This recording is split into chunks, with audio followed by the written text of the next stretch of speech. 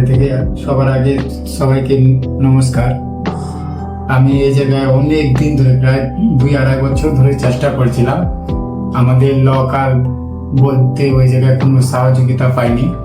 দ্বিতীয়, এই জায়গায় আমাদের ডক্টর বলরাম সিংহা আমাদেরকে এই জায়গায় অ্যাপয়েন্টমেন্ট দিল। দেওয়ার পরে দেখছি ঋতুপর্ণা ম্যাডামের কাছে এসে দেখছি কি প্রায় খুব তাড়াতাড়ি আমরা ফলাফল পেয়েছি।